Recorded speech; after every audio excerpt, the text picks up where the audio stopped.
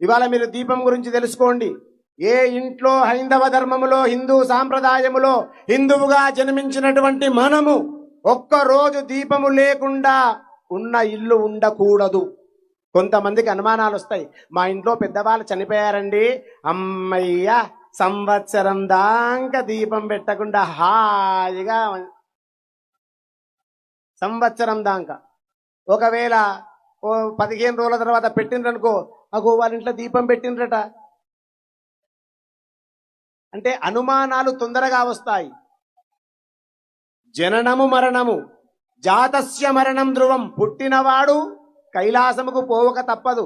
కానీ ఆ 11 రోజులు మాత్రమే దీపం పెట్టకూడదు.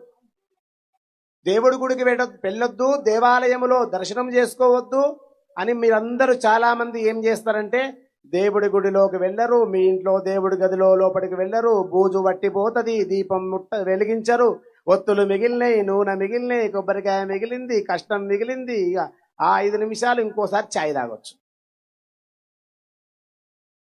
దీపముకున్న ప్రాముఖ్యత ఆనంద